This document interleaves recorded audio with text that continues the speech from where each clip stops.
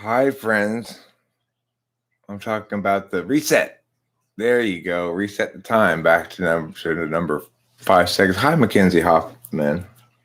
I like being interviewed. So this guy just interviewed me. It was fun. It's nice being asked a bunch of questions and providing answers to those questions. Like, how's your day? And then I reply, fine. Or, what you doing? I say, not much. It's fun. What's the difference between INFP and INTP? One of them's a feeler, one of them's a thinker, one of them's a cheese, one of them's a thinker, one of them's a baby, baby, baby. Does that answer your question, Ronald Song? I mean, what's the difference? There's lots of differences. It's like saying, what's the difference between a duck and a pig? Well,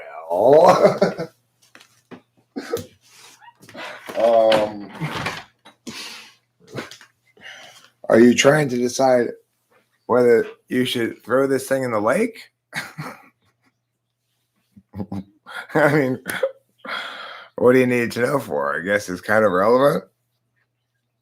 Should I throw this in the lake? What's the difference between a pig and a duck? Yeah, that's not a duck.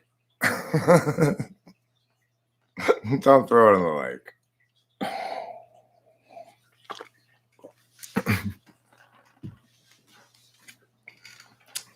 What's the difference between a city and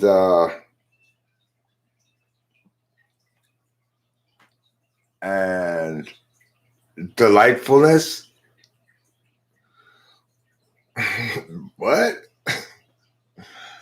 Hi, old Nate McGraw. So I hear you like being interviewed. Why do you think that is? Good question, old Nate McGraw. Good question. Let me provide an answer. It makes me seem really wise. Maybe it's because I like to show off how smart I am. Or maybe it's because I like to be the expert who has all the answers to things. Or maybe it's because it's the perfect example, the perfect opportunity to not have to worry so much about talking too much or occupying. Like, I'm supposed to occupy the majority of the interview, but I do a very good job of being an interviewee. So I know when to stop answering a question and let the next person ask the next question too. First question. It's not the first question. Sorry. You began with a false premise, Broccoli Todd. I believe we have 2 questions ahead of yours. That's the third question. There we go. So I'm going to nevertheless answer Broccoli Todd's question. Am I a cult leader? No. I'm cult middle management. Mackenzie Hoffman says, do you hate continuous questions related to functions since a lot of them are repeated questions?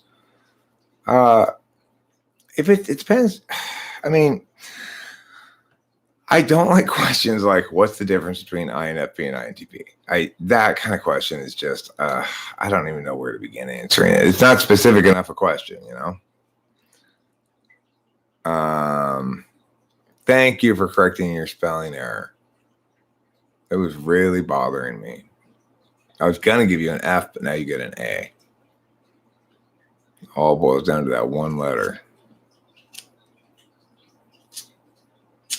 So anyway, I just flew in from Detroit, and boy, are my arms tired. Don't worry, I'm lighting it on fire so you don't have to smell it. Okay, so yeah, I do like being interviewed. I like it a lot, and I wish people would interview me more. But of course,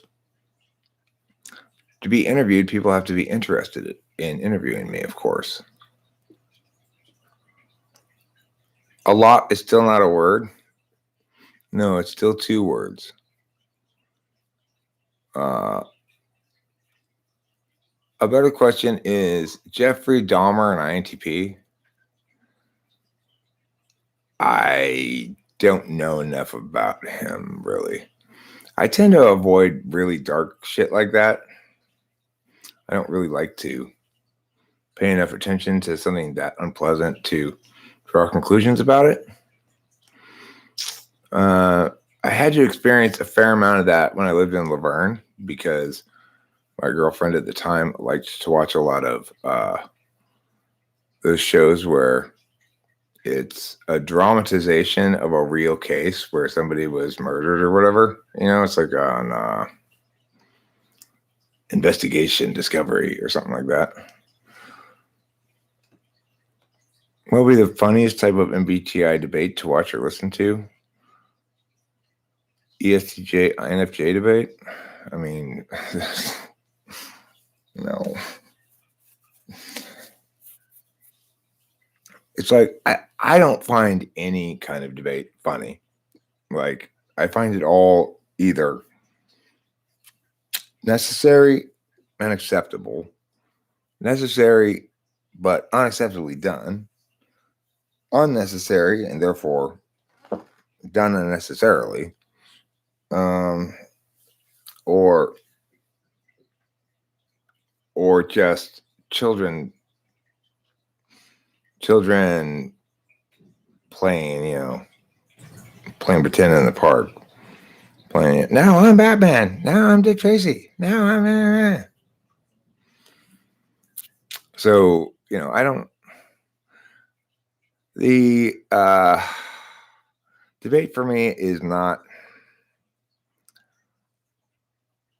very interesting as a sport that one plays on in the playground. It's like there's not to say there's if you were to take a basketball analogy, there are in fact really high quality players who play at the playground in certain places around the country, but it's also the case that the vast majority of players on the playground aren't that great.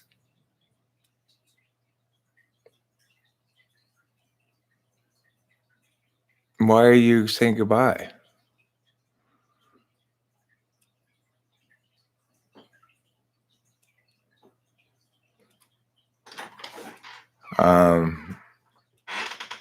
No, I'll immediately forget about you, Dallas. I'll say, I don't have to think about Dallas anymore. I mean, the thing is, of course, that's it's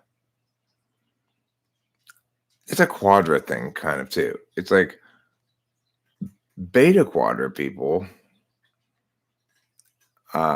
worry about some sort of NIFE combo thing that ruins a person, that makes them get a big head or change or whatever, or prioritize things differently, or cease to be quote unquote down to earth. But I'm alpha quadra to the core, and I just don't go through life. I go through life ignoring NI, right? So if I'm chatting to whomever, I'm operating under the false pretense that no matter who it is, we are basically two equals talking to each other about whatever. And I expect them to behave accordingly, So I don't know. It's like, people throw immediately at me like this YouTube famous thing, like, it's for you really saying these wonderful things or whatever. That's cool. Thanks. I guess, I appreciate it, but it's like, I'm really not here to talk about, like, I guess me and my status. I'm there to talk about whatever we're going to talk about. I like the process more than the review of what it means, I guess. My answer to that question, Oliver Lynan, is some guy. His name, I think he calls himself Art of Self-Mastery. And he did a good job interviewing. He did a good job. INTJ. Kind of interested in self improvement through cognitive functions, which I think is a bit of a risky area to go into, like in the sense that you really can't improve your, I'm going to work on my 8-slot function, you know? It's like, it's a fool's errand. Is this a specific enough question or one that's ever interesting? What's the difference between two types who have their polar function, the other's third, like antipolar and anypolar? Let's see. That would be like ISFP and ESTJ, or ISTP and ESTJ. Well, okay, so let's say we're ISTP and ESTJ. I think ISTPs and ESTJs, well, they should more or less get along fine. They got the cup spigot going on. They got the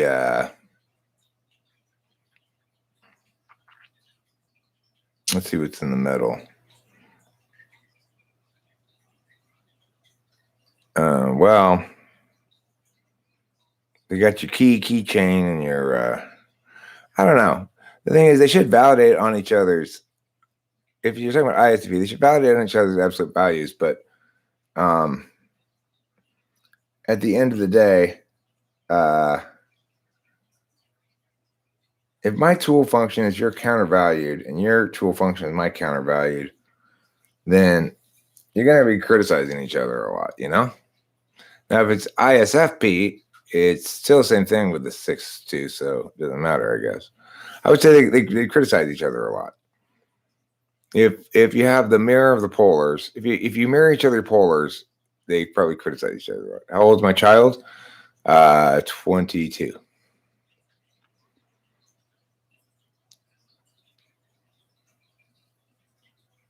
How old's your child?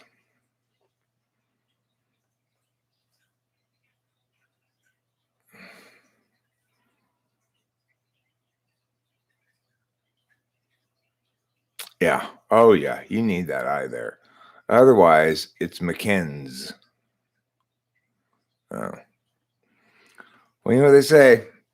You can't make a baby without fucking a few chicks.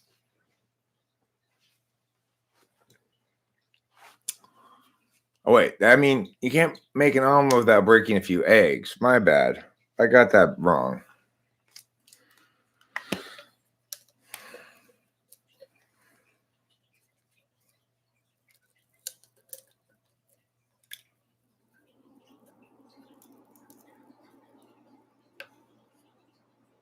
Anyway, I like being interviewed. It's nice. It's like, hey, Eric, tell us what you think. You go, well, let me tell you what I think. I think blah, blah, blah, blah, blah, blah. Really? Yes. That's what I think. And it's really important. I'm so glad you asked. Martha, I'm so glad you asked me that question.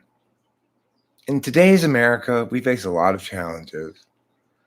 And that's why I recommend the book Living with Joy. The INTJ who interviewed me totally didn't get my joke about his book. You know, I said to him, he's like, I recently read this book called Living with Joy. And I said, so how is it living with Joy? I hear she's pretty messy. He totally didn't get it. Well, shit happens. Or maybe he just didn't think it was funny at all. I don't know. It seemed to go right over his head. But, you know, I like to make the comedy jokes, the hilarity coms, the rom-coms without the roms, rom-free com.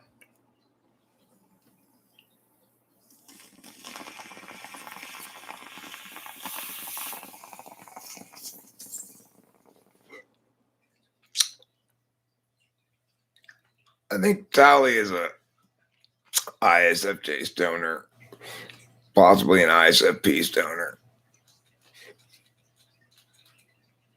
Don't forget to bring the towel. Oh, man. I just want to get a little high.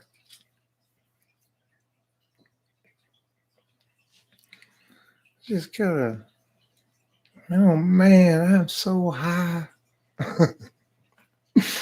Towley. Towley's funny. INFP might be. Look, if somebody were to, is that my only child? Yes. Only one of them.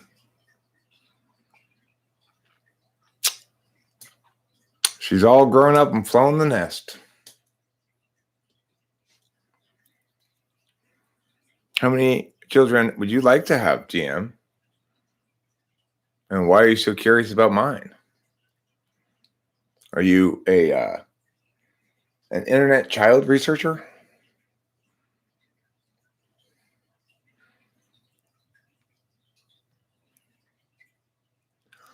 Look at me. I've enjoyed watching you over the years. This whole idea of self-improvement the Western ego orientation promotes is a bit ludicrous and counterproductive. As an ex-Intp myself, I delved. Well, I mean, the thing is, Shane Bowles, of course, there has to be some way to explain people's genuine transformations. So, I mean, I genuinely transformed from a drunk into a much better person. And as I've aged, I've gained wisdom. But what we can see is two distinct kinds of change. One, epiphanic, you might say, in other words, all of a sudden.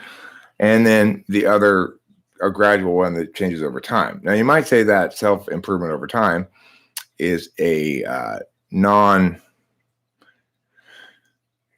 inevitable consequence of the right sort of circumstances as one ages. But you can't explain the former in the same fashion. And so since you have since you've got counterexamples to both of your clients, to both styles to your claim there, I would suggest you probably rethink it, because after all, objective analysis of the two people, the one before and the one after, the drunk and the after drunk, right? Yeah, I did that. It was fun. I think you see what I'm saying. I call Shogun.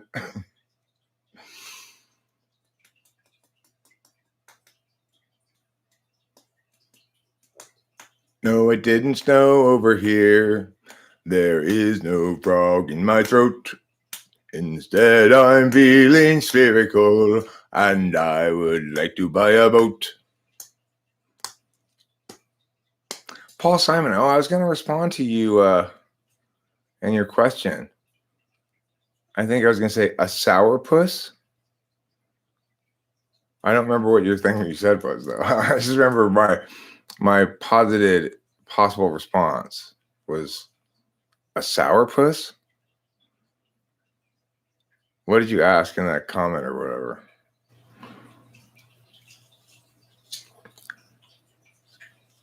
Listen, Shane Bowles, I want to remind you something important, okay?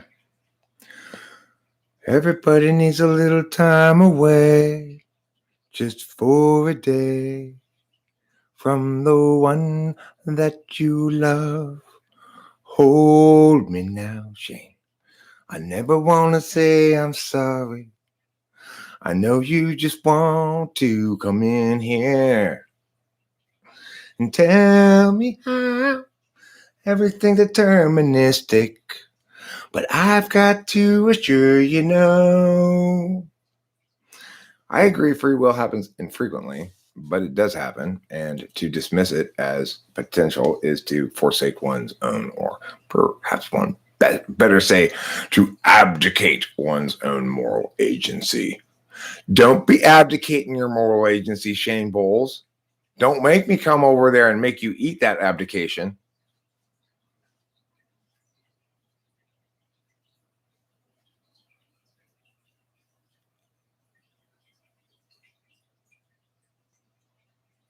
I would change betrayed to chumped.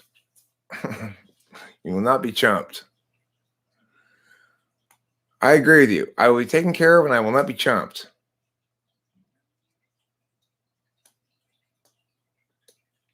Was it something about Peter Cetera? I'm pretty sure it was. Listen, Shane, even if you don't believe in self-improvement, I want you to believe in me improving you, okay? Because I'm doing it right now. No, don't pull away.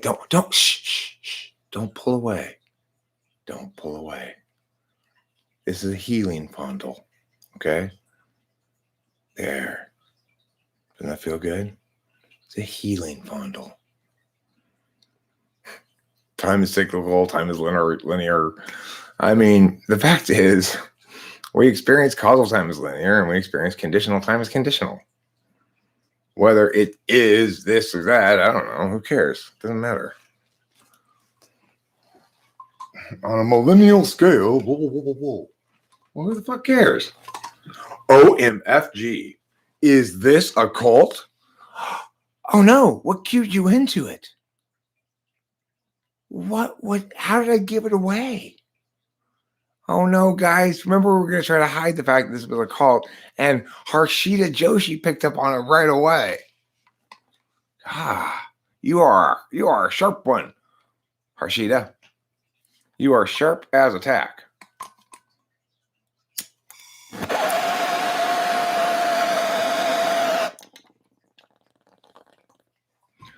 This is a cult. We all worship spewing our load on your mom's face.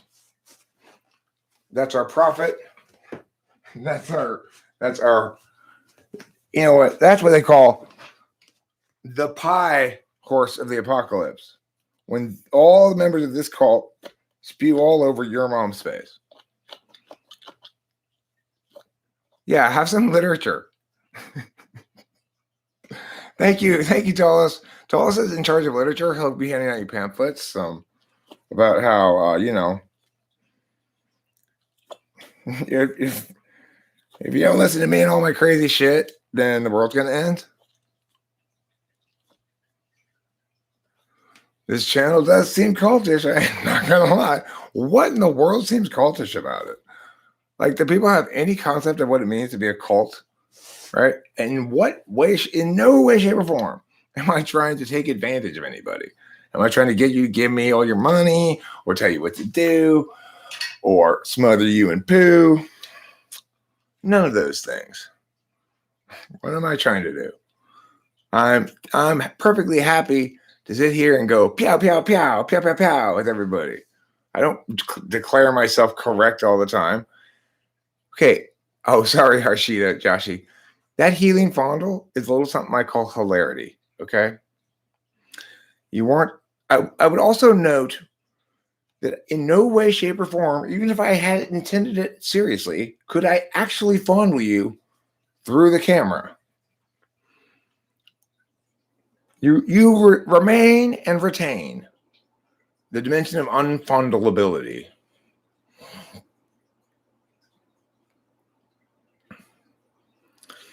It's a common enough insult to say this is a cult-like channel. Oddly enough, the actual cult channels I follow never get such criticism. Interesting. I mean, I would say this is the least cult-like thing in the history of the world. It's everybody's welcome to throw shit at me. That's not a cult leader. That's a it's just another guy on the internet who's getting shit thrown on him. You know? For fun, apparently. Of course, I'll throw plenty of shit on you too in the process, but it's the exact opposite of a cult.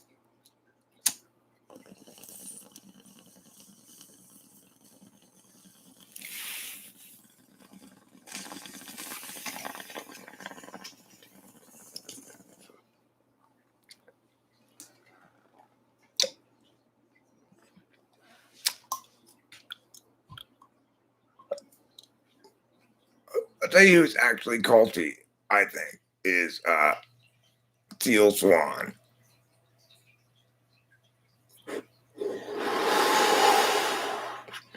I mean, it's definitely not an illusion.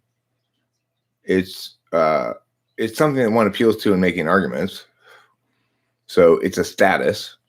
In other words, individuals can argue over whether a given act, for example, ought to be afforded a status of moral or immoral, but we can't deny that it is in fact a status that can be afforded, and that the arguments regarding what comprise entrance into this set or that set are fairly standard. So it's definitely not an illusion. You may argue that it's not a factor we ought to prioritize in making decisions. I would disagree with you, but you can't claim that it's not a factor that one could consider. After all, people make arguments about it all the time.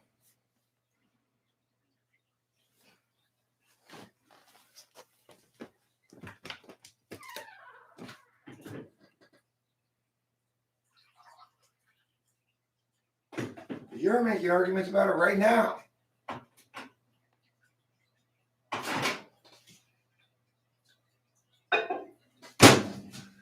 And when you say morality, we both know very well what you're talking about. You're talking about the justifications people use to explain their behavior as acceptable or unacceptable, as just or unjust, right?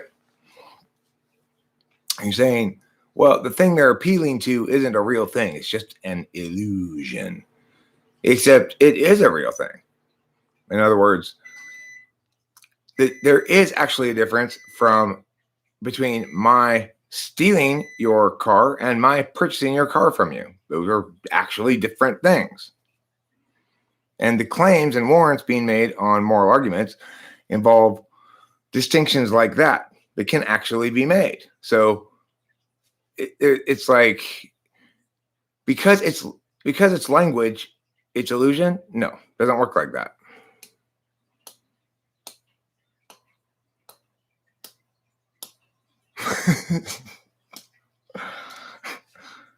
Oliver Whitehan says, it's because you're a messy-looking ENTP who pulls bong rips on camera and claims to have sole correctness about cognitive functions and to be the most qualified person to be president of the United States. Of course, people will say you're a cult. I mean, I wouldn't conclude that would cause people to say I'm a cult. I would conclude that would cause people to say I'm delusional or something, right? Rather than a cult.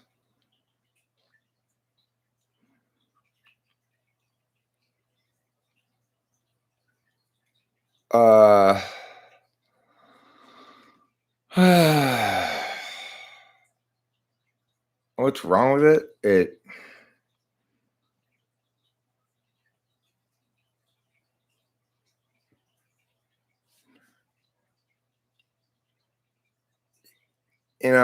I've often said that any set of words, any ideology, any explanation about stuff like that, about morality stuff, when totalized, becomes evil. Suicide is the totalization of the concept of self-ownership. And that's the answer. Totalizing ideas create totalitarianism in various forms. Suicide is a form of totalitarianism. It's the totalizing of the concept of self-ownership such that you don't even have any responsibility to remain alive, fundamentally. And I would argue that, in fact, such a responsibility does exist, even if it's not sustained by your logical frame of reference or whatever. And that's exactly why we shouldn't totalize any such frame of reference, even if it's the one that I like.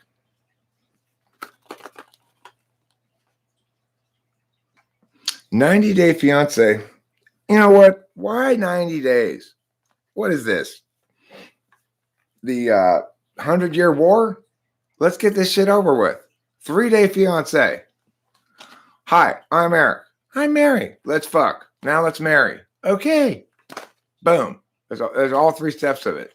It's all three steps of the show. Meet, fuck, marry.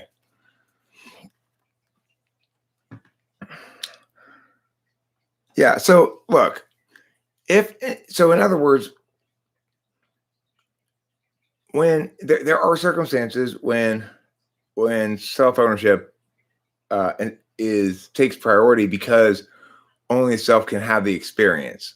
Okay, so it's like if I have last stage cancer and I am in incredible pain, and it's definitely gonna kill me, and within a month, and I just say, okay, can I get a quick early out?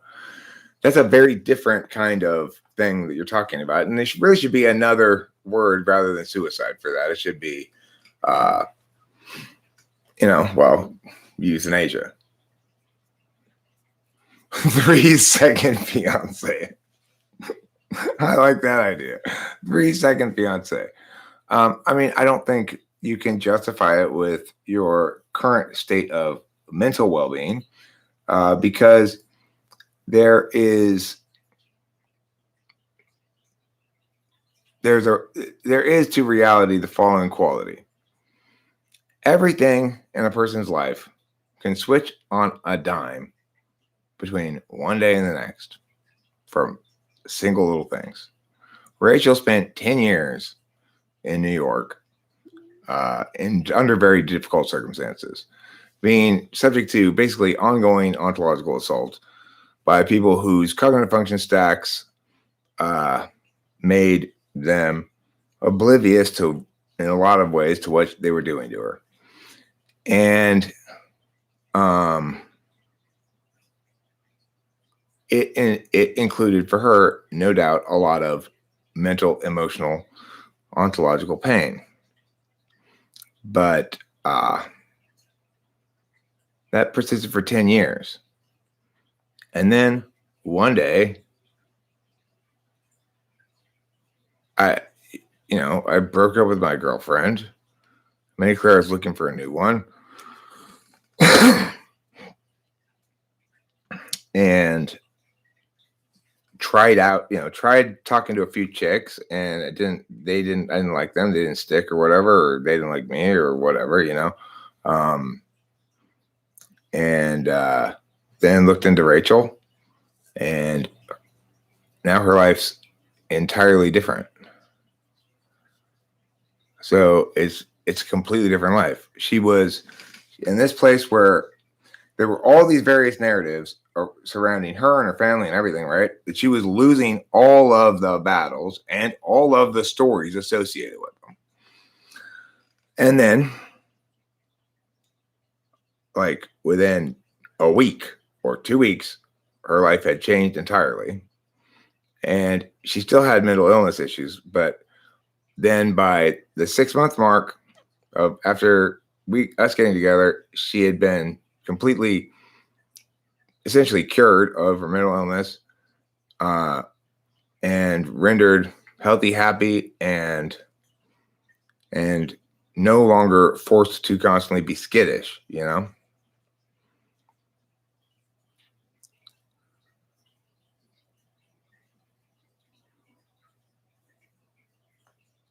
Men like gods don't say that.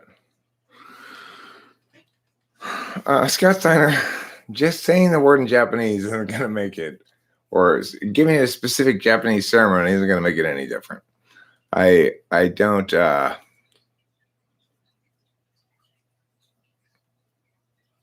Is it fair to tell others to suffer through it because X or Y are fine? No. Look.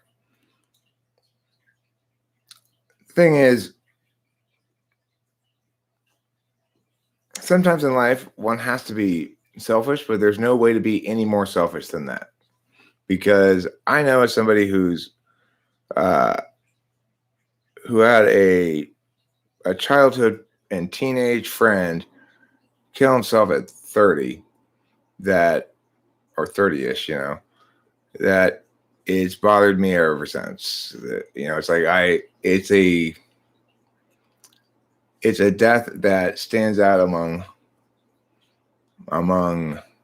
other losses in one's life as more painful because of the way in which it condemns everyone the person knew. It's incredibly selfish and unfair. Now, you might say, well, it's selfish of these other people to want you to stay alive if you're really unhappy. Well, it's not just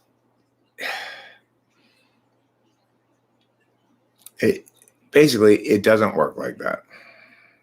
One has one's moral agency is to stay alive. I mean, that's not why I'm saying the person has an obligation to stay alive. It's not because others would miss them. It's because others are going to feel guilty. Big difference. I'm not obligated to stay in one place because some people in my life might miss me if I move. But suicide, other people aren't asking you to live because they'd miss you. They're asking you to live because they don't want to have to carry your burden as guilt for the rest of their lives. And that's what one imposes on everybody, even the people they don't mean to impose it on, who've known the person or relatively close to the person during the course of their life. That's the reality of it. So it's like, that's what I mean. It's very, very selfish.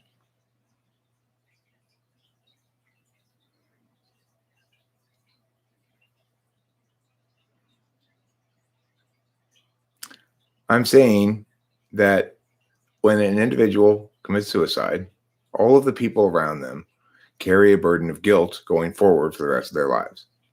Some of the people, the person who commits suicide, may wish that guilt upon. Others, they probably don't. But nevertheless, everybody within a certain intimacy vicinity of the person is going to have that experience. And so the person who is considering killing themselves should be very, very aware of the massive harm they're doing to probably a fairly large number of lives in making that choice. I'm not saying it's something that, I mean, I'm not saying it's impossible for a person to make that choice. I'm saying it's wicked. There are exceptions, there are mitigators, but by and large, it's wicked. And it's very sad that people who are suffering already have to face that reality as well, that they can't both easily end that suffering and be a good person at the same time.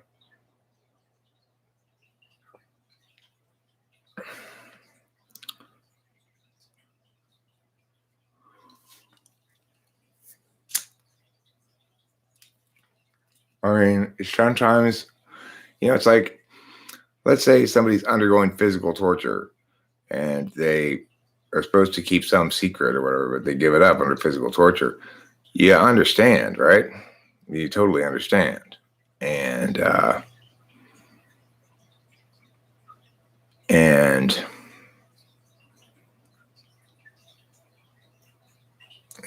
sucks. But let's say it's a father who's giving away the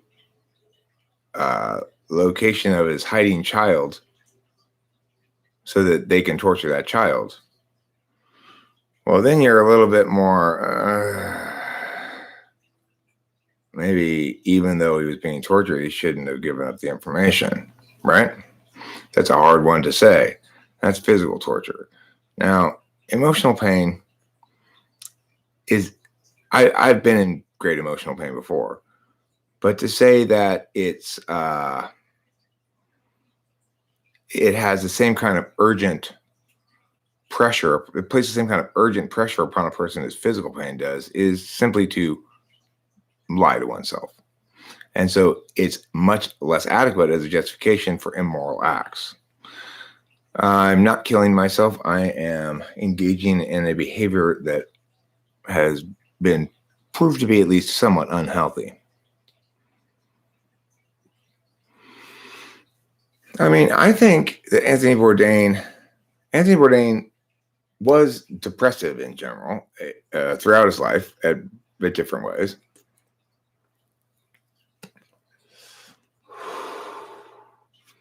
Okay, well, it may be the case that I'm looking at Eastern philosophical ideas with a Western ideological outlook, and I am indeed making the claim that the Western outlook is preferable and should subsume the distinction. In other words, that it's better to make no distinction at all, because the thing that those make the distinction on, namely, I guess, points of honor or pride or something like that, don't qualify as just mitigators.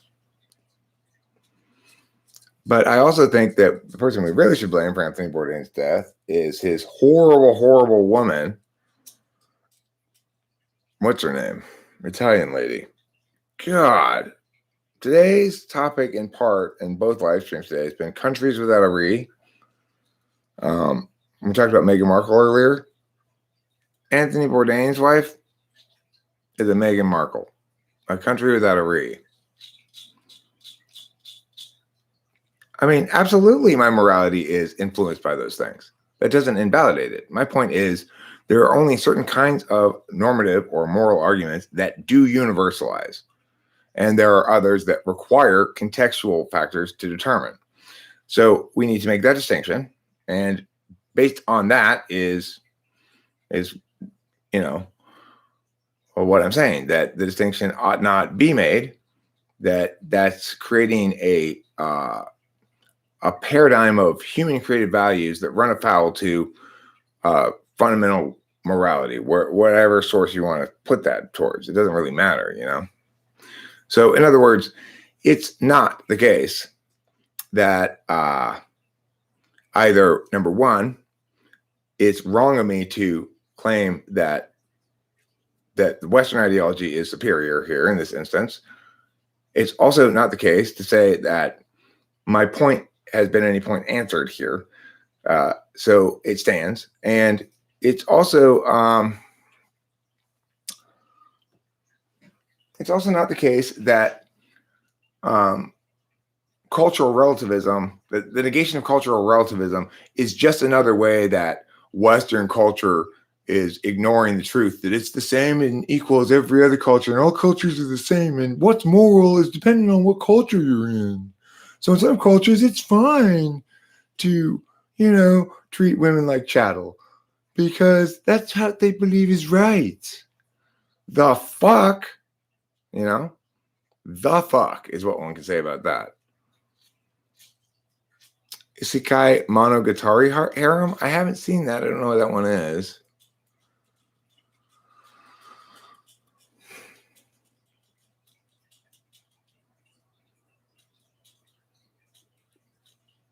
Yeah, well, you know who needs to get together into a Scissor Sister power couple? Meghan Markle and that Italian chick that you guys named a second ago. I gotta scroll up to see. Argento. Markle Argento. I want them to have a lesbian baby and name it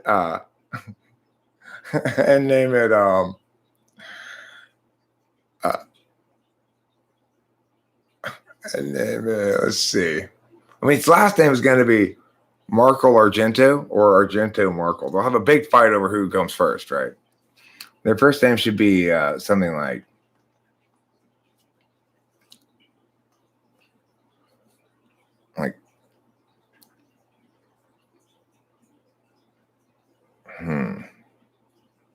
Subjugate. Subjugate Markle Argento. And they raise her in this very Machiavellian way. And she gets into People magazine at like age 8. Subjugate Markle Argento. Well, for a while she tries to follow in her two mothers' footsteps, and be all super narcissistic. But she had too much contact with decent people during her childhood. And so she turns out to be pretty nice. And she gets with this pretty cool guy who installs swimming pools for a living as a contractor.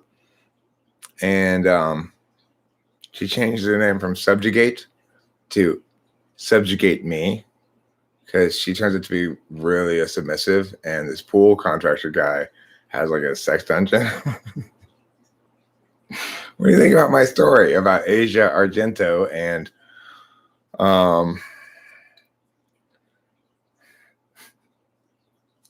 what's her name? What's that other chick?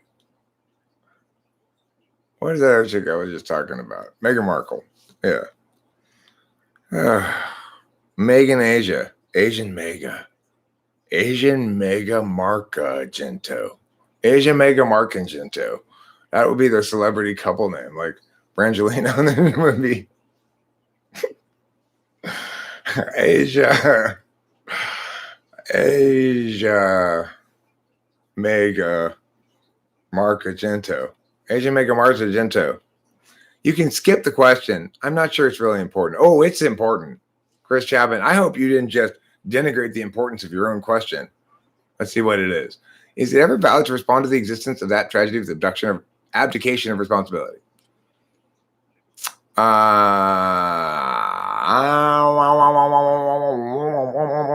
I'm saying it's a totalization of self-ownership. So to a certain extent, what I'm saying is even something as simple as basic concept of that is not really absolute. It's like, yes, you own yourself, but you are part of a community, and there is some claim to your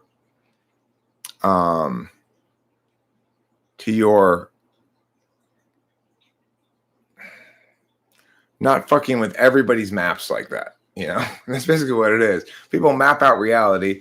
They expect to be able to call you tomorrow and talk to you. And if you get in a car crash and you're dead all of a sudden, it's a tragedy they come to terms with, because wow, it could happen to anybody anytime. You never know. If they call you and you've killed yourself, it's incredibly different reality. And that's the power of the communicative realm, you know, the language realm, the meaning of things. The reality of it is the same. Person X is no longer available in any way, shape, or form for you to communicate with. To get communication from, to get verification of their existence from. They're no longer available at all. But how you think and feel about it, the meaning you take away from it, is entirely dependent on the meaning you put in, you know?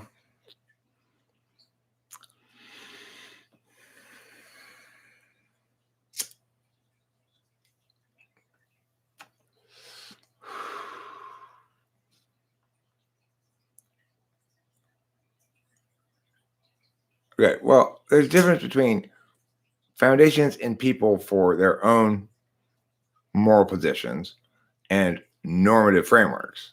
So they're two totally different things, obviously. And obviously, I'm making the claim explicitly that we ought recognize the primacy of things in their domain. So in other words, like when it comes to whether or not I traveled, I ought recognize the primacy of the referee in the basketball game. When it comes to whether or not it's okay that I call you by that nickname, we ought respect the primacy of your feelings about it. When it comes to understanding how, as human beings, we are obligated to one another fundamentally just by virtue of being human beings, we ought to defer to the most universalizable normative framework. That's my claim, right? I'm not saying that it doesn't also represent, to some extent, a projection of my own bias. But note what I did before I projected my bias in this fashion. I made a point of affording equal kinds of domains to other ways of making decisions. So it is not the case that which is most universalizable is universally the best thing, right? Absolutely not. And it is the case that we can make meaningful distinctions between those instances where it is and those instances where it's not. And so it is necessarily the case that we have an obligation to make those distinctions as well. We can't just pretend as though they don't exist and be all amoral and shit on things all the time, right? What I'm saying is, being the least biased type, namely somebody who's got FI polar and TI tool, and means that my whole shtick is as follows. I'd rather be correct than right. At any given, always I'd rather be correct than right, which means I'd rather be wrong than win. I'd rather learn that I'm wrong and lose than be wrong and win.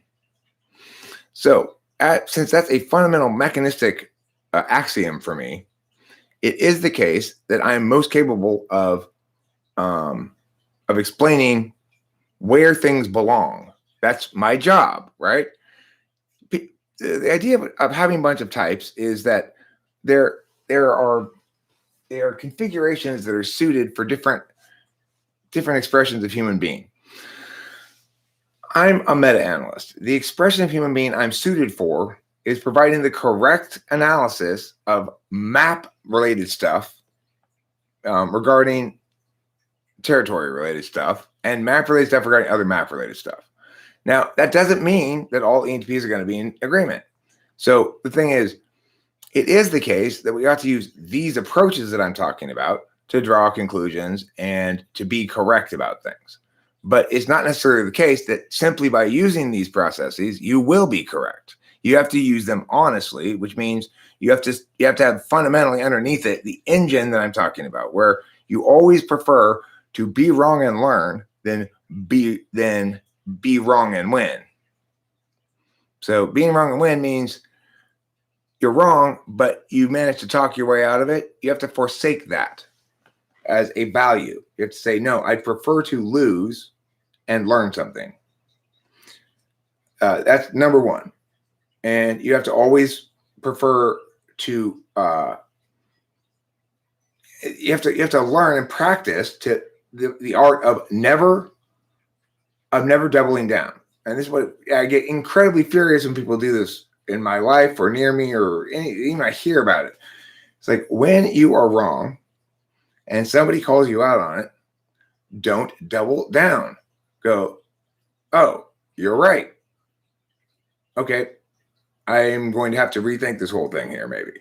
And then you just say, for now, I can see the point. I gotta have to rethink it. I was wrong about that. You corrected me. Thank you. I appreciate it. You have to practice doing that every single time it happens. And if you don't, then it's not gonna do you any good to use these processes because you're not using them honestly. You know who uses these processes dishonestly? Rand Paul. I saw this. I mean, just the reason I think of him is because I saw a video on the Gen X's channel the other day where he's critiquing Rand Paul, and he shows some decent-sized clips of Rand Paul's sophistry. The point is, it's not dialectic, right? He's not engaged in an attempt to take both the correct frame of reference and the correct specifics beneath that frame of reference all the time. He's saying, I will allow the frame of reference to be incorrect so that I can win. Because the larger frame of reference is that the problem isn't which ideologies are getting totalized, it's that totalizing process itself. The problem isn't which blameworthy group is actually the one who deserves the blame. The problem is this act of blaming. So Mookie the fraud fortunately came in to demonstrate it for me. Obviously, it's not saying that somebody has the right to be racist is not the same thing as advising people in favor of it. I am saying, yes, it's okay to be racist. In other words, it doesn't justify you taking any action against somebody because I'm a decent human being and not a complete asswipe. And you say, shut up, you Nazi. What am I sitting here doing? I'm saying, this is the shit that has to stop, right? He comes in here and demonstrates Of course, people have the right to be racist. Don't be ridiculous, you troll. You're done. I mean, can you imagine somebody actually believing like that? I think Mookie is just sort of being provocative, but I'm pretty sure there aren't really any people out there who think that somehow we ought to police people's mental states, that we ought to go and make sure people are thinking correctly, right? Or motivated correctly. And yet it is made into law. We have these laws that say, you can't hire on the basis of meow, meow, meow. Are those bad laws? Well, mostly no. Mostly those laws are good. But the problem is they do create a kind of new category of wrongdoing that requires a different kind of proof. And,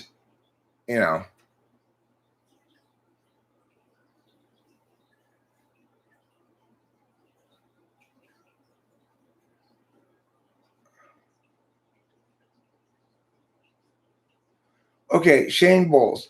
Okay, so what you're talking about there is faith.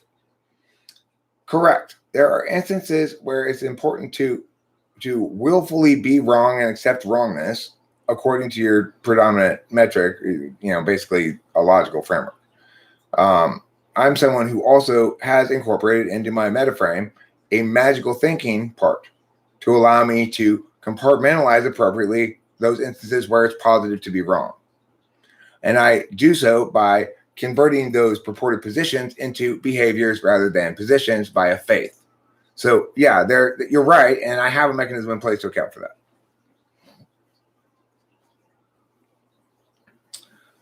Race doesn't exit; it only enters. It's like a penis that detaches and takes up home.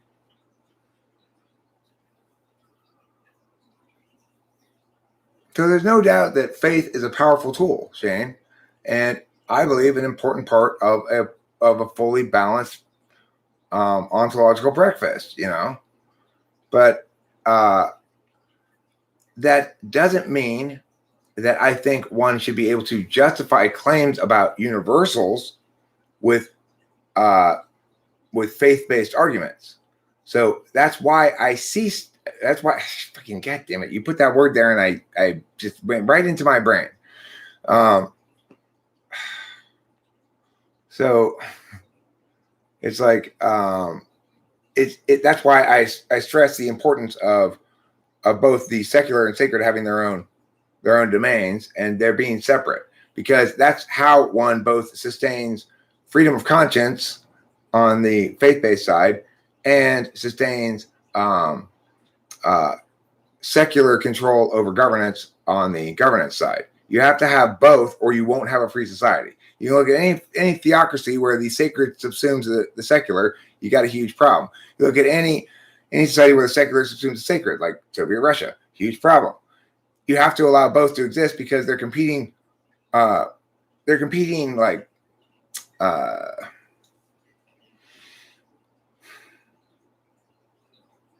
making competing claims upon the individual's responsibilities, and they're making competing arguments about the role of the group. And that protects everybody to have that competition ongoing and not have anything attain primacy. That's what I'm talking about when I say the totalization of any set of ideas is bad and is fundamentally a manifestation of totalitarianism in some form.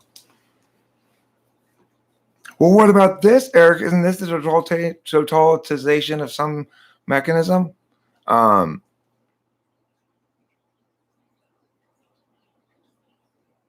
Yeah, and I'm sure there's an exception to it at some point. But in other words, depending on where you move your frame of reference, you could point to an exception where you say, see, here we needed to totalize, but that would be zooming in, right? It's like if you zoom in on the years 1977 through 78, disco is way on its way up to the sky right now. If you're zooming on that part of the graph and you say, look at this graph, right? Then thank you, Legends Fault.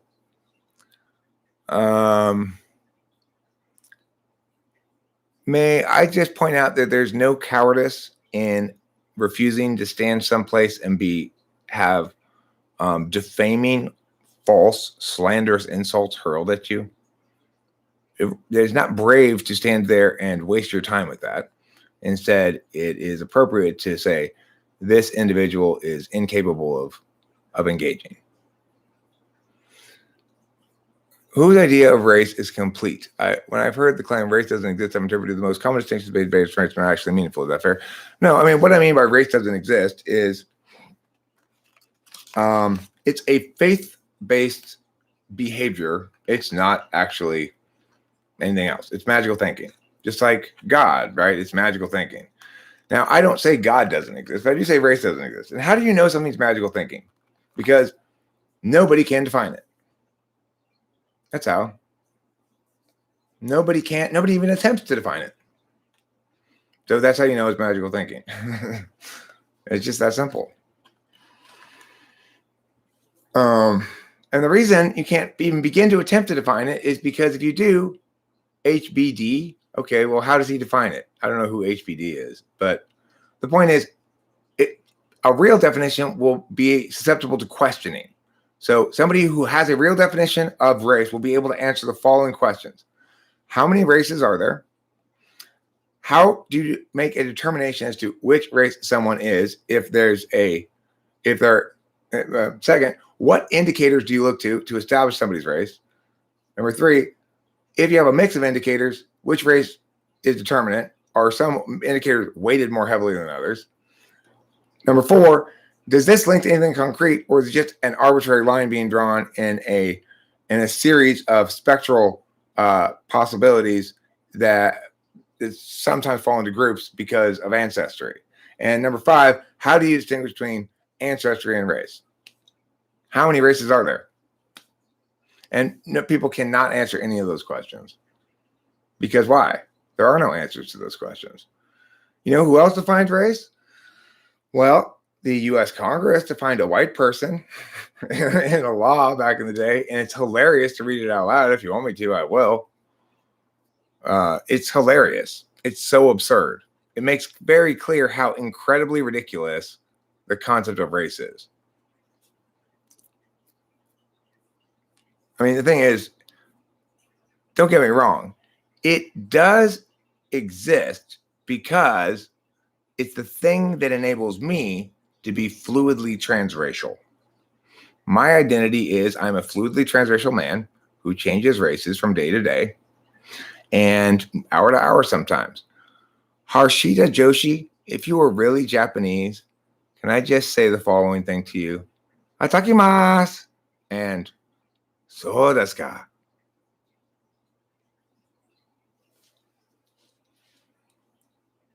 Those are things I like to say. Also, so sorry to hear that. You think the left's identity okay, know the lefts. Take out those 2 words. Do you think identity politics people are unconsciously racist due to the repression of those above conservative moral foundations? Racism is those first 3 natural and archaic foundations.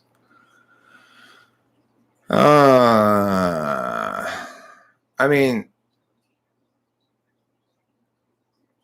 I think identity politics comprises blaming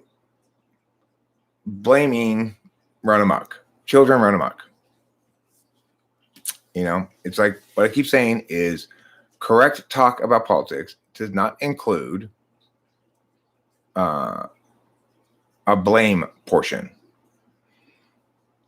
Most people think that until we agree upon what the correct frame of reference is, we cannot move forward politically and over the battle over what the correct frame of reference is. I'm here to tell you, no frame of reference is correct when it comes to politics. We have to operate under a basic frame of reference that says we're one team and trying to accomplish the best things we can. And another frame that says the actual choices we make are ongoing and contextual mostly if we're governing correctly rather than implementing some ideology or another. In other words, treat government like it ought to be treated. We're treating government like, can you imagine if in the NBA everybody had huge fights over which referee camp was correct. Should we evaluate traveling as 2 steps or 3 steps? Should we make it 24 seconds or 18 seconds on the shot clock? And half the referees are trying to call the game one way, half the referees are trying to call it the other way, and everybody in the stands is going, the problem is the red refs are wrong, and the other half's going, the problem is the blue refs are wrong. And there's like a couple of people over here and standing next to me, and we're going, who shot the retardation ray at this whole arena? What the fuck happened? Is nobody aware of how stupid this is? There are 3 base races. I see. What are the 3 base races?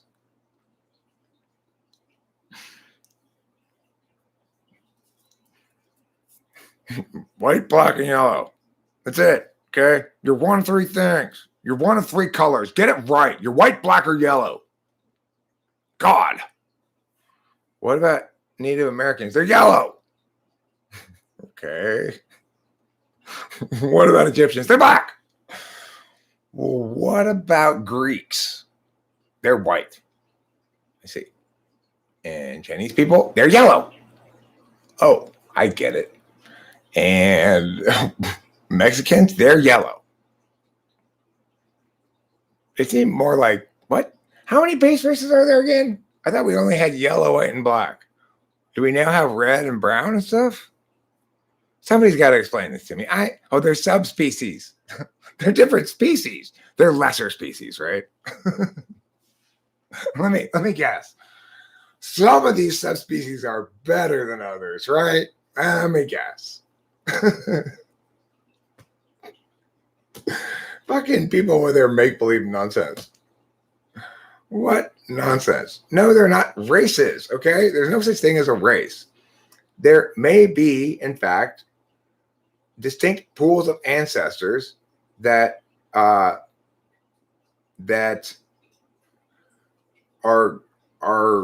born of distinct, like, genetic banks of ancestors. In other words, that this tribe all looked like this and this tribe looked a little bit different, and they stayed separated for a long time, so they continue to maintain those differences and maybe reinforce them over time via the natural plasticity of a given species, especially in terms of its phenotypic display. That would make sense, So in other words, just Japanese are related to Native Americans via Eskimos. Eskimos are related to Americans via apple pie by way of Eskimo pie. Eskimo pie is related to Inuits by being named after them in a way that's now considered offensive, which links them directly to the Washington Redskins, whose name is now the Washington football team, because they had to give the red skin back to the racists who had taken it off of the Indians. As per the reparations deal we made with the Native Americans, who had enslaved some of the African Americans, who needed to rectify that wrong by enslaving some white people for a duration of 4 months and making them work on their Indian casinos. It's all part of our big racial justice plan.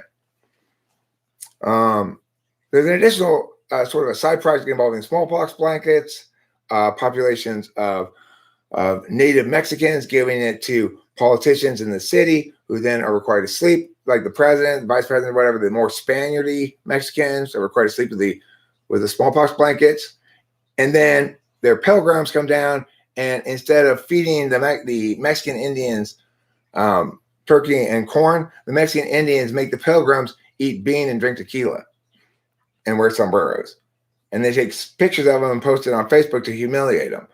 It's part of the racial justice campaign that we're having. I think we should all enjoy it. I think it's going to be a lot of fun, because finally we're going to all get to feel like finally justice is attained. Justice is attained by stupid racist stuff. Yeah, anybody's welcome to try to purity test me. The thing is, this is the problem with sort of ideology testing me in general.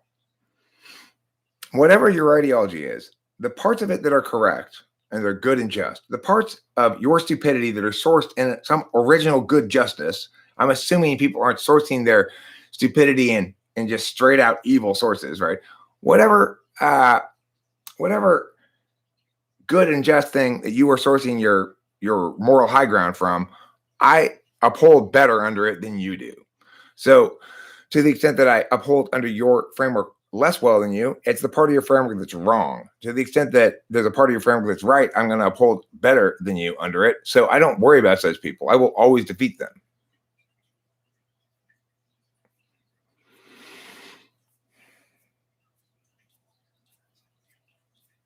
Racism means you exist and I hate you. That's what race is. An extension of my hatred applied to the principle. Right. It's I'm conferring onto you limitations based on my group label that I've affixed to you for reasons that are completely arbitrary. But you know what? That's a pretty good definition. Except I would say this. A black person is someone who plays football, and a white person is someone who watches football. That would be funnier, right? Or basketball, either way. You know, you could pick either sport. That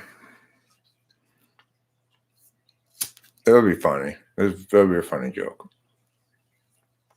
It's not saying it's not funny as it is. I'm just saying it'd be funny if you had the same sport. I think we can all agree on that. I don't think anybody's going to fight me about that one.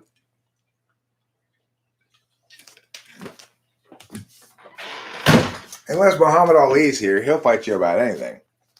That guy is such a, what do you call it? Puddle pusher. Hashtag. Only 16 personalities? Really? Okay, you got me. There are 17. Busted. Finally, somebody busted me about this. Turns out there are 17 personalities. The 16 we know about. And douchebags who come in here and say stupid shit.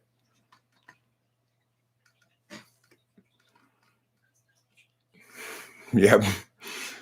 See, the thing is, the reason we need the 17th personality type is because we need to distinguish the fact that people who just come in here and say stupid shit are not representative of any type.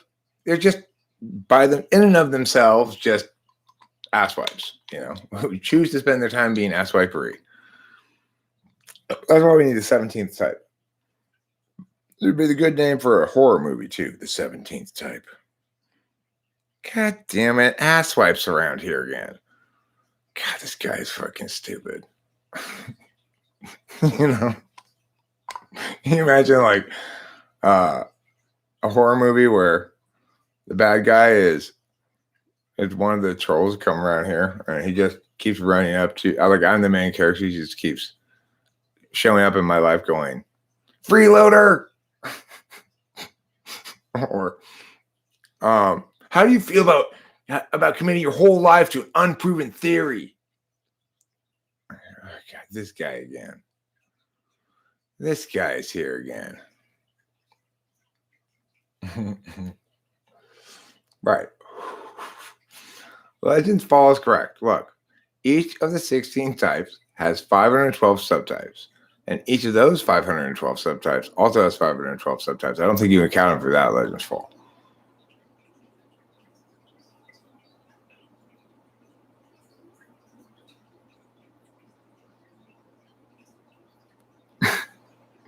This notion that the quote-unquote races are better off by themselves is so silly. It's the silliest thing I've ever heard.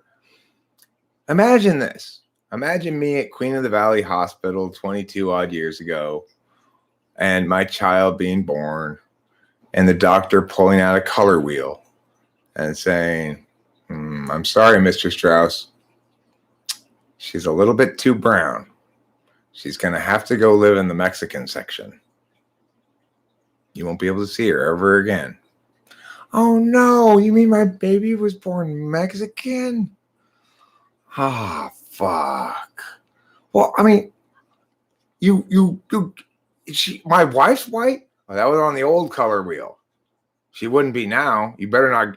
When she goes to get her white person license renewed, she's gonna have to move to the Mexican section. For now, neither of you can live with your baby. Your baby has to live in the Mexican section with some Mexicans, obviously. We'll find some good but we'll leave it with Mexicans. You can just leave it anywhere, and some Mexican will pick it up. You know how they are. It's just like stuff you want to throw away. You just put it off outside of the street, and Mexicans come by and pick it up.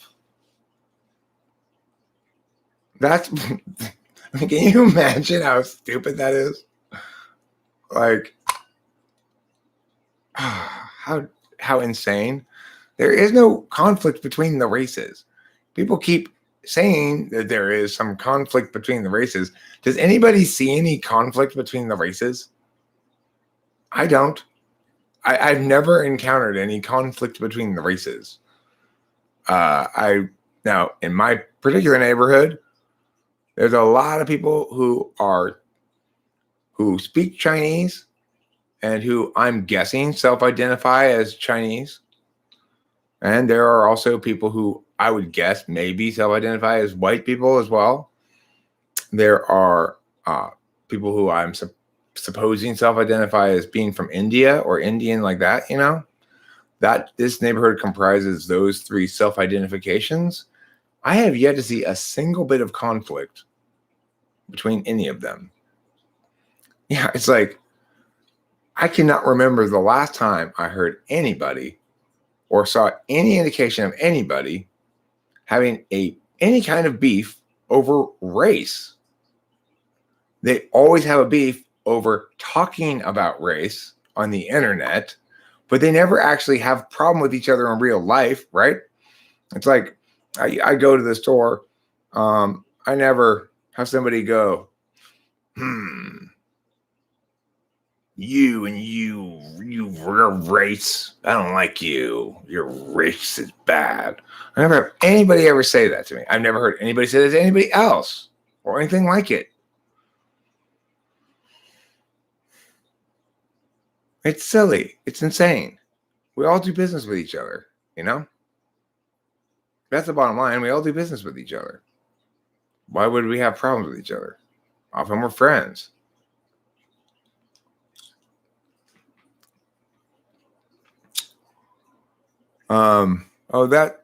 That's probably all about you, Kristen. I suspect. They were just trying to get you.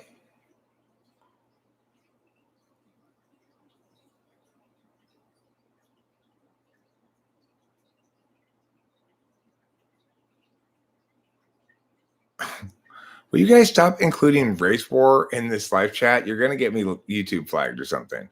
If you put the words race war in your chat thing, can you please remove that?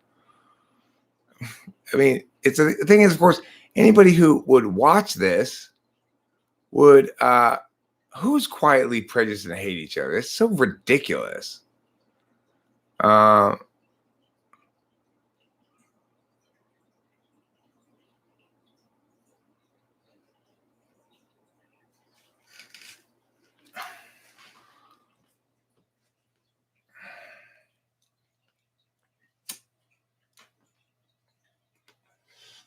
Thanks, darling. Likewise. Guess what I'm doing, sweetheart? I'm arguing on the internet again. I mean, I don't know, Blue Glue. I'd be very curious as to if YouTube has, if like, all right, so I know that the algorithm picked up on a number of different things in my videos and then declared me wrong about their fitness for publication. Back when they did the switcheroo, which is to say they added this thing where you say in advance what's in your video and whether it's okay or whatever.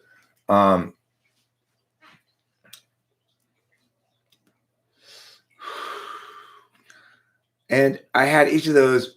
I launched an appeal on each of those. and I won every single appeal. And it was quite a few videos that the algorithm had flagged as in contradiction to what I said about them. Now, after that happened, and all of those got I won every single appeal. The algorithm stopped doing that, so it no longer seems to flag my videos. It seems to get that I talk about things that are topics that are questionable, but I'm not guilty of any of the things they're trying to prevent. In other words, at no point do I spread any disinformation. In fact, I fight against it at all times. I'm not in favor of race-based thinking at all. So there is right now this sort of embrace of purportedly good racism, like Black Lives Matter or whatever. Of course, it's not good.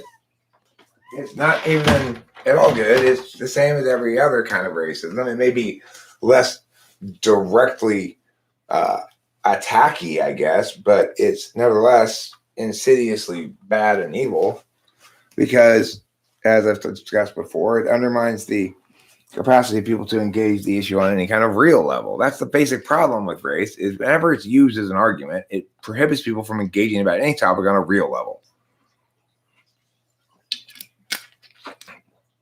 So because I'd have titles like that had some sort of reference to sexual intercourse in them, but it was a very clinical discussion of the matter from a cognitive function perspective. There was nothing adultish about it, like that kind of thing. So my basic take on it is the same as ICXCs. I don't think anybody at YouTube really has any awareness of this channel, anybody working for YouTube. I don't think that YouTube as a company has an opinion about this channel, or like I said, like there's no person who's got their eye on me. But I wish there were. It's like, do I think YouTube's watching? No, I wish they were, though. If YouTube was watching, then I would have no fears at all, because I'm never guilty of anything bad, like hate speech, groupism, or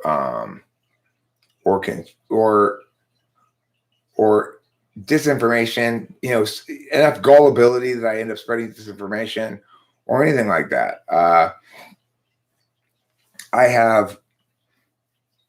They're going to be anybody is very hard pressed to catch me saying something that I wish I hadn't said.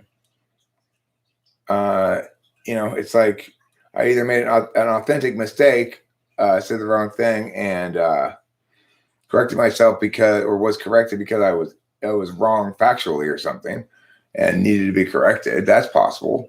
But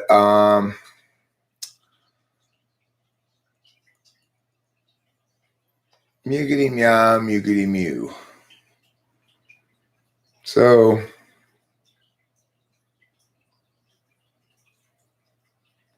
oh, cool. I was wondering, before I ban you, life coach, could you tell me what it is that I want to be? I was accused of this the other day, that I'm a wannabe. What exactly is it? Oh, I wanted to know what it is I wanted to be. I was finally going to have my FI polar solved. But I understand Legends Fall. I get it. It's fine. It's fine. It's fine. I'm sure I'll get another opportunity. I just am really curious as to what it is I want to be, since I'm a wannabe.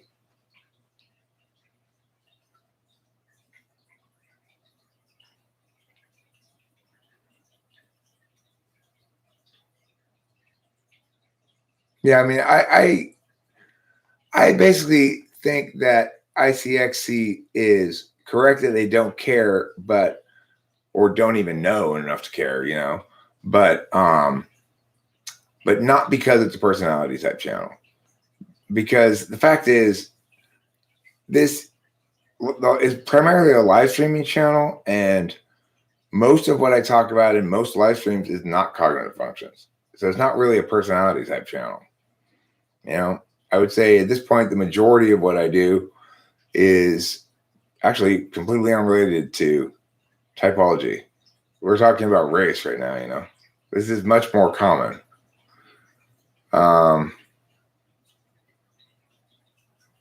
Yeah, I mean, I do use cognitive function terms. I do assume a certain amount of cognitive function knowledge in people around here that maybe I shouldn't assume.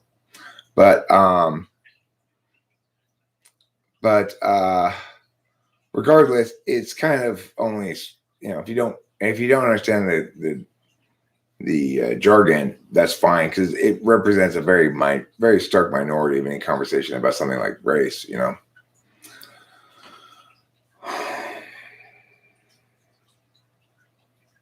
Do I think that all lives matter?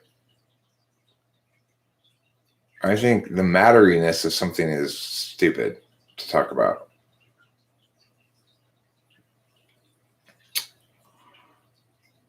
I'd rather have Andy Rooney interview me, for sure. Bill Walton, being interviewed by Bill Walton would be the same as interviewing Bill Walton.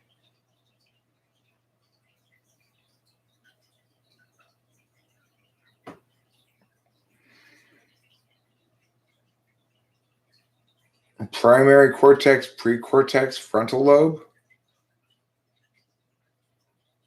What were you trying to say about those things? Oh, I'm sorry. You've mistaken parts of the brain for cognitive functions, I guess. So it's like saying carburetor, pistons, fuel injection. That's your real plus minus division signs. Oh, you're a complete moron. Sorry. I guess you know what the word function means, huh? It's like you have to execute a function on things. Yeah, what a moron. As soon as he reveals a little bit more of his moronery, go ahead and hide him. I mean, you can't call pieces of the brain functions, because functions are things that are executed by individuals upon objects. So, yeah, you're in imagination land, right? Do you understand what the word function means? Oh, that's right. You're just another shitty version of the same shitty trolls who keep shitting in my soup for no reason. Forgot. My bad.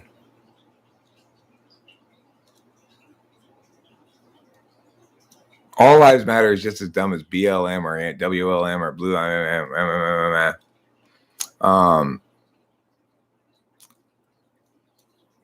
mean, again, ICXC. A function is a word that means something, and the questions you're asking reveal that you don't know what it means.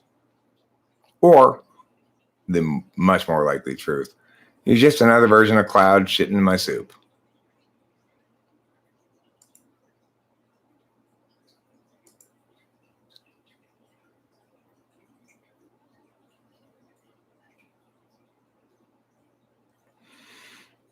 Right. So all lives matter is not a statement that can be understood out of the context of Black Lives Matter, right? It's not like anybody's just going, walking down the street, just came out of a dark cave that they've been hidden in for years now, and go, sure is beautiful that all lives matter. No, you cannot hear that expression without referencing directly to Black Lives Matter.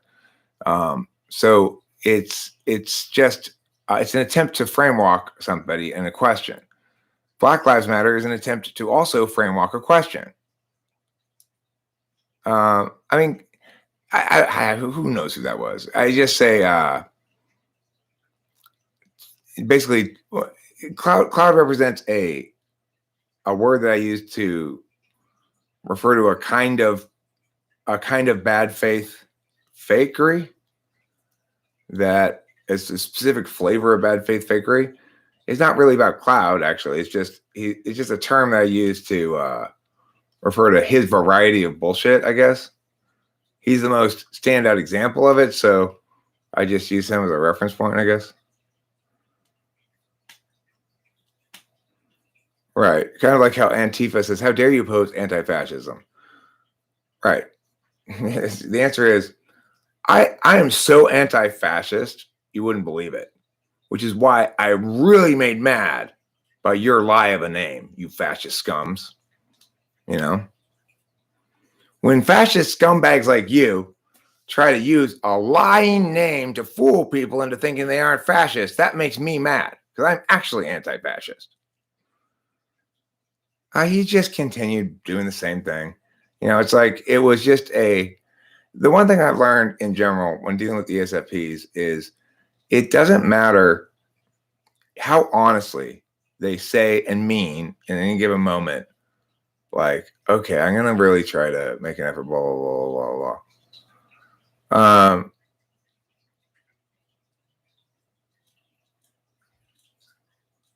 So Richard Gannon, here's how to intuit the way I'm intuiting with this, okay? First, look to see if they're actually answering any of the things I'm saying, or if they're just avoiding it and moving on, or if they're actually processing it, right? So this person is trying to shit on the idea of cognitive functions. Fine. But he failed to do so immediately, didn't acknowledge it, right? So in other words, pointing out that different parts of the brain are responsible for different kinds of cognition is not the same thing as saying that therefore different parts of the brain are different cognitive functions.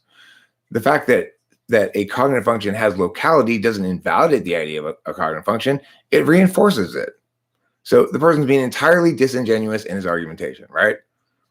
So of course, I can put up with it for a little bit because people who are disingenuous can fake being actually wrong for a little while. But the problem is they try it with me and it's easy for me to catch them because I always can tell where they're actually wrong and what they're doing wrong and what kind of bullshit they're spinning. So the thing is, it's only in my interest to afford them so much bullshit rope to spin with. Otherwise, I just get frustrated.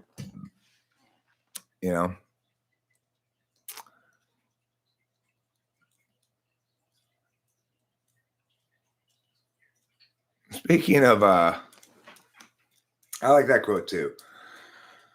Speaking of Keanu, that video is doing a lot better than most of my uploads do. So that's interesting.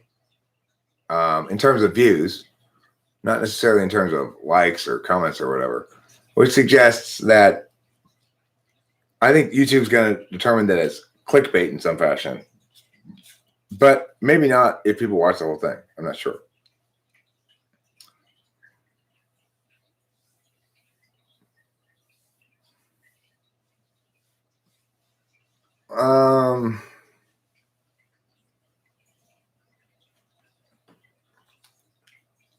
Yeah, the trolls tend to be excited to get there to the trolling part. Usually we get around 3 normal sentences before it starts. Occasionally we'll get a troll who, you're still here, Richard Gannon.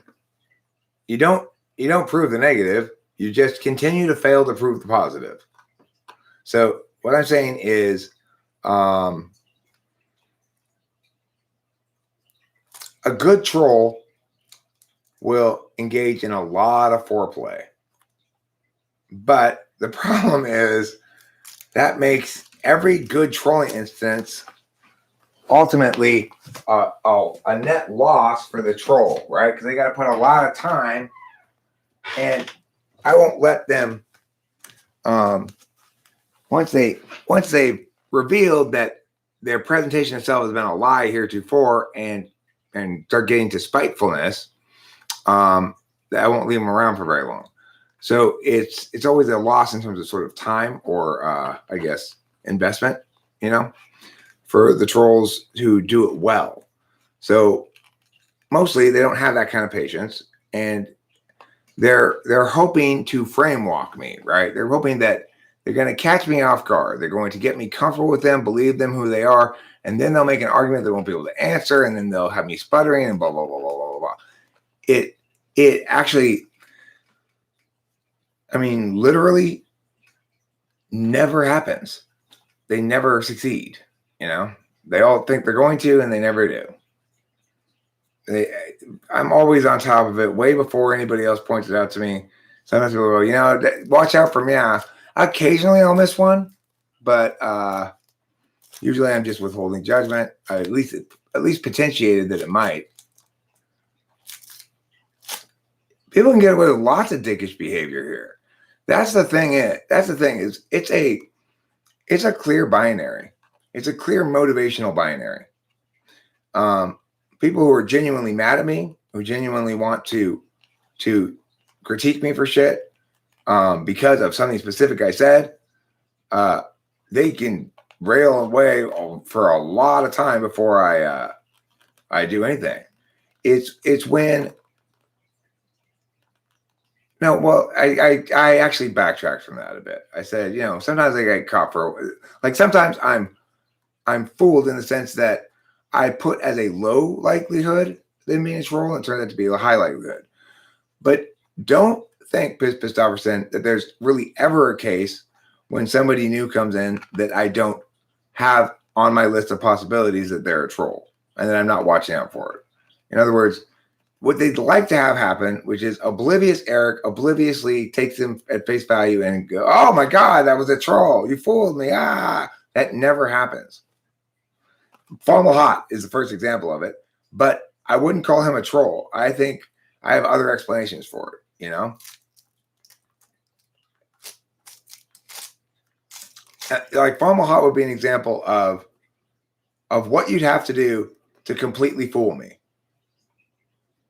He did that, you know, he completely fooled me. But the thing is, I agree, totally one recognized for Google. I don't assume that his behavior that's his new norm.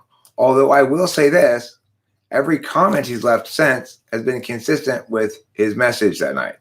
So I think he sort of lost faith in me that night. Now, look, that could happen for a couple of different reasons. I have my own random hypothesis unlinked to anything. I don't know. I don't. I don't bother even thinking about it. It doesn't matter to me who it was that called me threateningly that one time. It's not something I take seriously. Anyway, one of my random hypotheses that may be totally bullshit. Again, this is just speculation. Don't think I'm making the argument. Who's Grub Glub? Who's Grub Glub and why can they delete comments?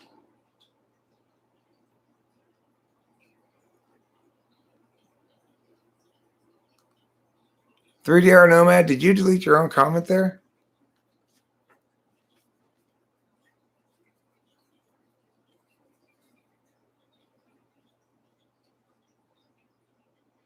This is very curious. I'm curious what happened right there.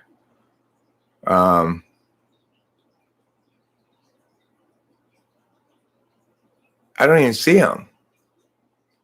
Yeah, I do want you to remove him as a mod. My random hypothesis is that he had been sober and went and relapsed.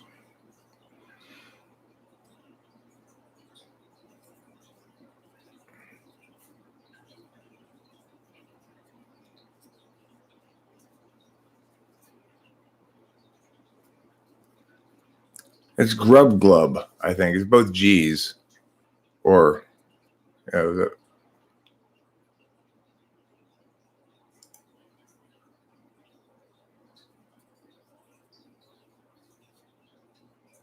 I'm not sure what's going on there because they were a moderator. Thank you for removing them.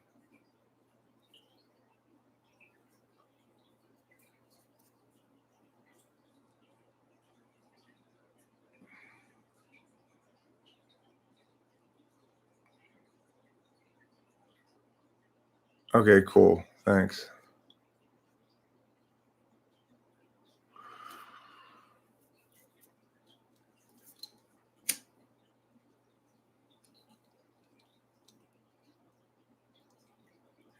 Quinceanera Golden is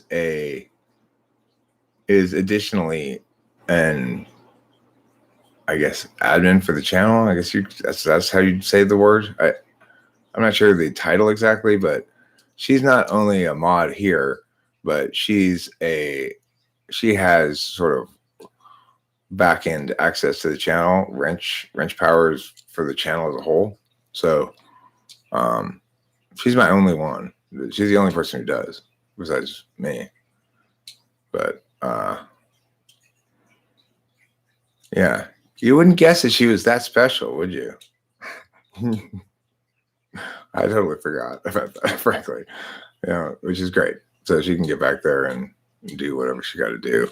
I trust Quinceanera Golden. After all, I named her.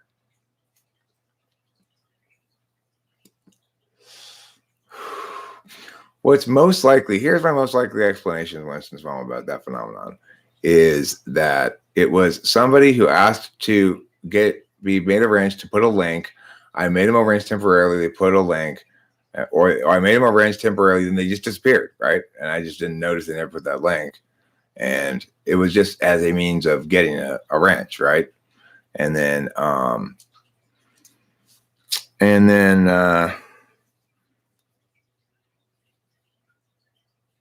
they, I don't know. Then they had it and maybe wanted to test it out and see, like, well, what happens if I try to remove some little comment that nobody cares about, like the banal comment that they removed. And what happened is they got caught immediately and then removed as a wrench. That's what I think happened. That's my guess. I don't know. I have no way.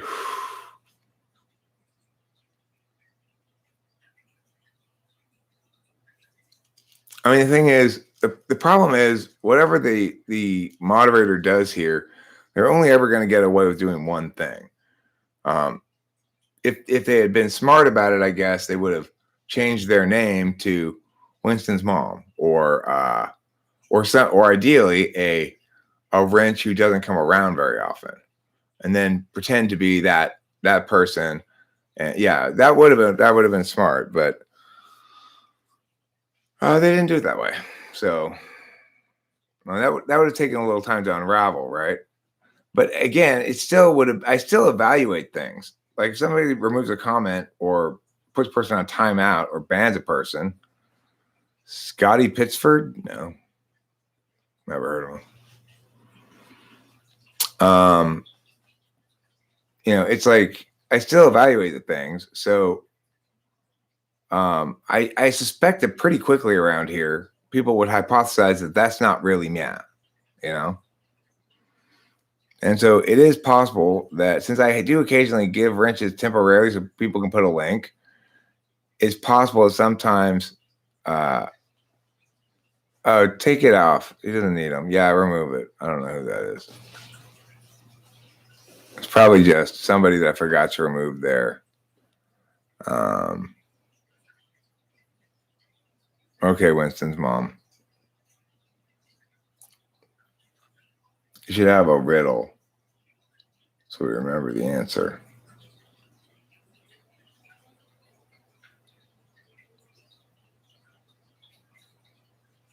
The riddle is, how is living with joy? And the answer is messy.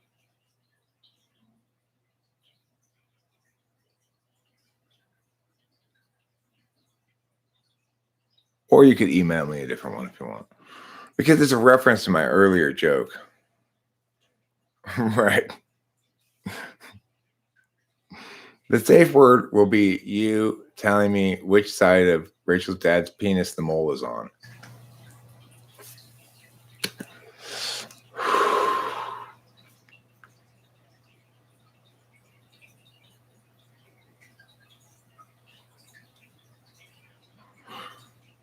Right. There is a video of me in 1988 or 89. It's not a game show. It's on the high school news, Apache News. We had a high school TV news broadcast. and they did a interview about this new law. The high school kids were mad about because basically it was an anti-Kager law that said before you teenagers have a party at your house,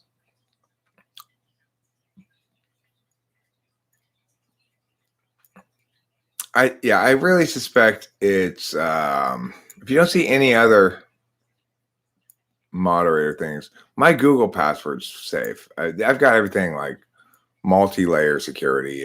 I'm not worried about anybody getting into the bag. I mean, I don't know how good your security is, but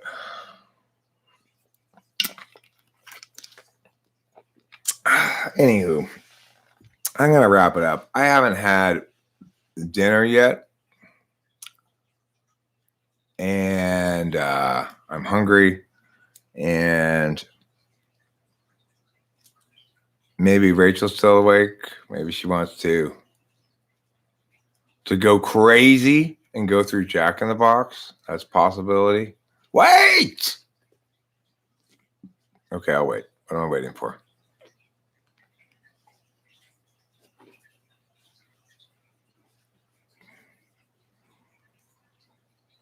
Ah, you wanted the high school host Eric video. There it is. As you can see, I'm glad to hear it, Rachel. As you can see, I'm still the same guy, basically making the same kind of arguments. All right, don't forget to eat plenty of cheese. Love you all. Rachel, you and I have some breakfast sandwiches and our immediate future.